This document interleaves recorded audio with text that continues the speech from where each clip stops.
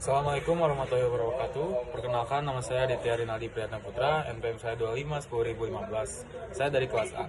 Di sini saya akan menjelaskan hasil diskusi saya, yaitu tentang reformasi dan penegakan hak asasi manusia atau yang sering disebut dengan HAM. Sebelum kita berlanjut, apa sih reformasi? Maksudnya pengertian atau definisi dari reformasi dan penegakan hak asasi manusia itu.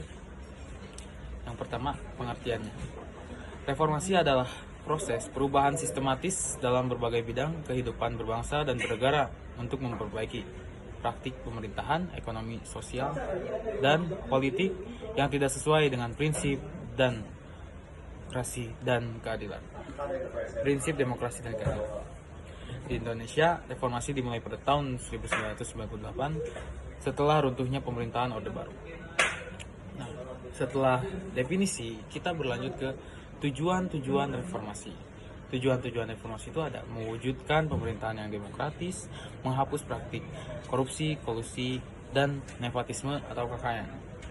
Lalu ada menjamin perlindungan HAM, mewujudkan kehidupan politik yang lebih terbuka dan partisipatif.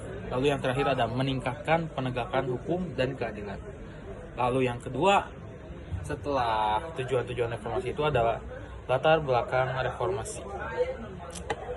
Beberapa faktor penting yang mendorong lahirnya reformasi tahun 1998, yaitu adalah bagian A-nya adalah krisis ekonomi di tahun 1997 dan 1998. Apa saja sih di krisis ekonomi tahun 1997 dan 1998 itu?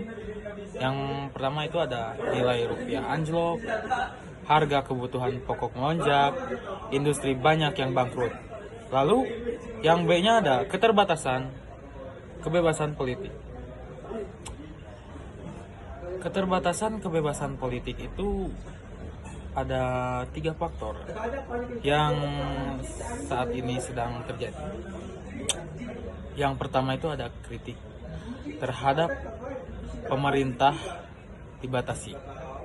Lalu yang kedua, partai politik dibatasi. Media tidak bebas. Itu adalah keterbatasan kebebasan politik yang sekarang sedang terjadi dan sering terjadi di negara kita.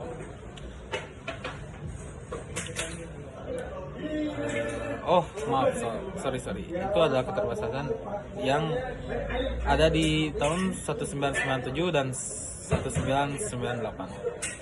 Baik, lalu yang ketiga ada maraknya KKN. Maraknya KKN yaitu ada penyalahgunaan kekuasaan dan korupsi di berbagai instansi. Lalu yang kedua ada praktik nepotisme dalam birokrasi dan bisnis. Nah, lalu yang selanjutnya itu ada dari pelanggaran HAM. Untuk dari pelanggaran HAM ini, yang pertama itu ada pembungkaman kebebasan berpendapat. Lalu yang keduanya itu tragedi kemanusiaan. Misalnya kerusuhan pada bulan Mei tahun 1998 dan penculikan aktivis. Nah, lalu selanjutnya ada reformasi dalam bidang HAM. Reformasi dalam bidang HAM, salah satu agenda utama reformasi adalah memperbaiki penegakan HAM yang sebelumnya lemah. Ada pembentukan lembaga perlindungan HAM, yaitu ada Komnas HAM, Komisi Nasional Hak Asasi Manusia, diperkuat kedudukannya. Lalu ada Komnas Perempuan dan KPAI atau Komisi Perlindungan Anak Indonesia, dibentuk pasca reformasi. Nah, selanjutnya itu ada reformasi hukum dan konstitusi.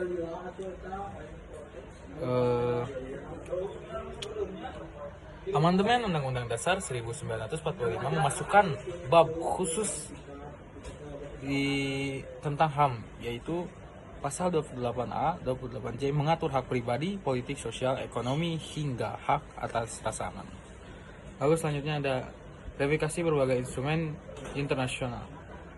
Indonesia meratifikasi sejumlah perjanjian HAM internasional seperti Konvensi menentang penyiksaan atau CAT, lalu ada Kovenan Hak Sipil dan Politik, ICCR, lalu ada Kovenant Hak Ekonomi, Sosial dan Budaya ICESCR. Lalu yang terakhir ada Konvensi Penghapusan Diskriminasi Terhadap Perempuan atau CEDAW. Lalu yang selanjutnya itu ada transparansi dan kebebasan berpendapat. Apa saja sih transparansi dan kebebasan berpendapat?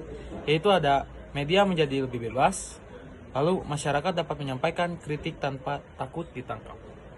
Nah, selanjutnya itu bentuk penegakan HAM di era reformasi.